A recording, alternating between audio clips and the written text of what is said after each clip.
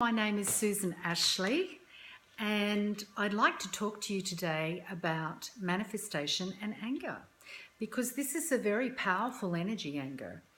And sometimes anger can lock us into manifestation, and sometimes it can move us forward with manifestation. So I'd like to cover a little bit about that subject today, because I find a lot of people getting stuck in their ability to manifest through this emotion. Anger is a physical energy, and it's also very emotional. So it has two factors to it. Anger can make you smash a cup or a glass or throw something at someone. It can make you commit all sorts of crimes if you're really angry, but it also can make you reduce to tears in pure frustration. And it can make you sick by suppressing it. So anger is a very powerful energy, and it's a very physical energy, and it's something that most people are actually afraid of.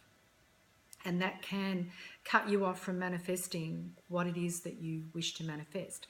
Because let's just say you have a parent who was angry, and you are identifying them getting angry with you to get you to do something, or to get to do what they want to do, and getting angry about it.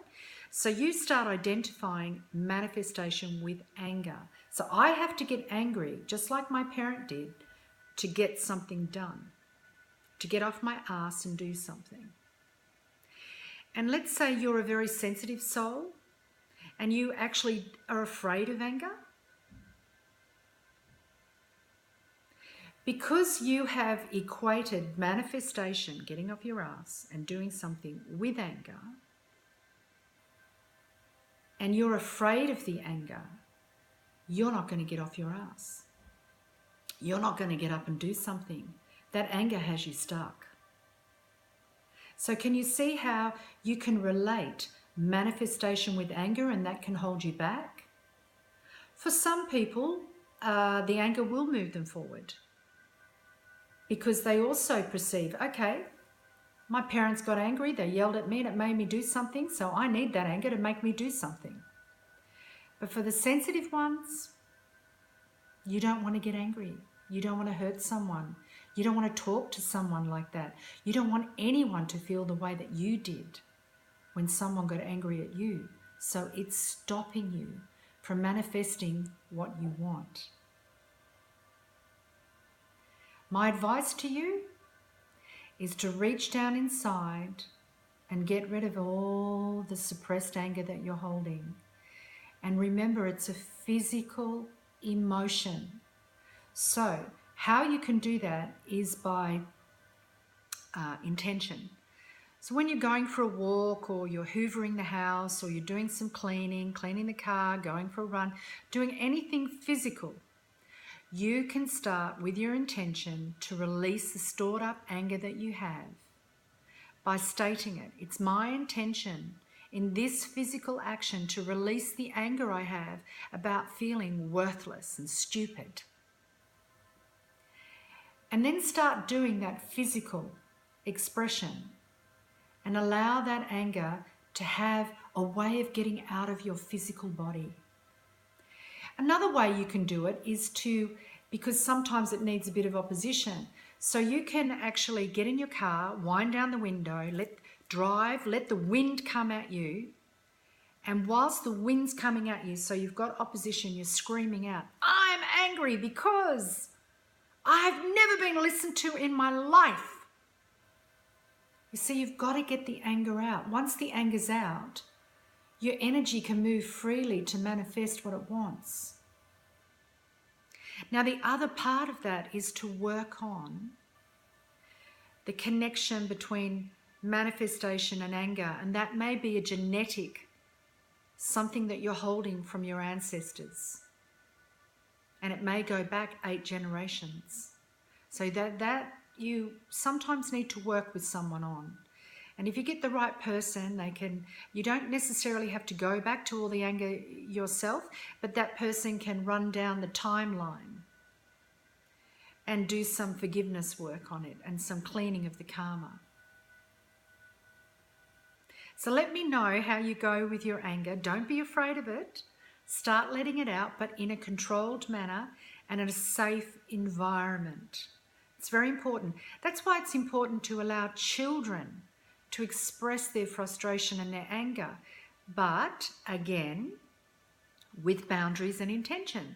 So if you've got a child that you feel isn't expressing themselves, but you know they're angry, and that's coming out in other ways by way of, sort of really strange behavioural problems, or they'll suddenly start to throw tantrums or something like that.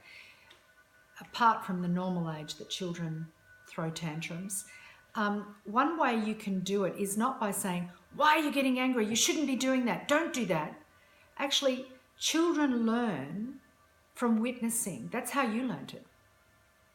So what you can do when you can see that your child has a problem expressing their emotions, and in particular anger, you can pick them up from school or something, wind down the window, and you can say, I'm really angry today about something, and I'm just going to scream it out to the wind. Are you angry about something? Would you like to scream to the wind? And then you start screaming together until you're laughing and you know that the anger's out.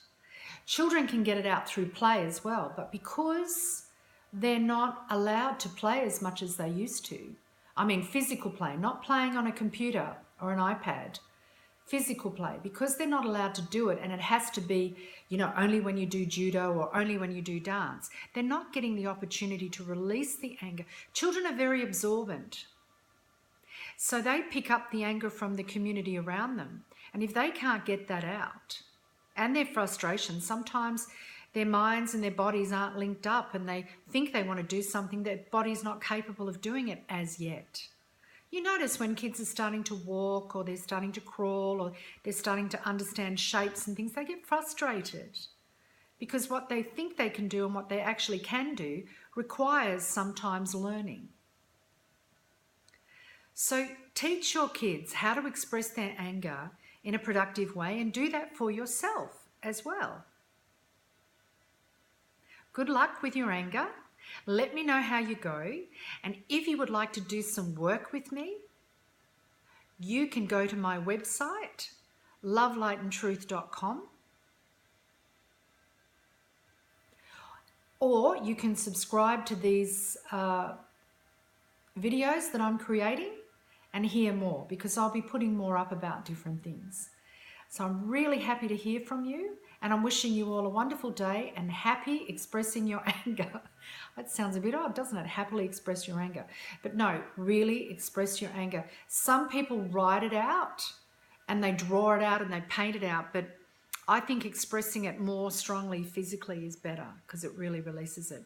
So good luck, and I hope to hear from you. If you have any difficulties, you can make an appointment with me. I can do it over the internet. It's very easy. Energy doesn't have space or time. Remember that. So it's very easy to do stuff over the internet. Have a great day.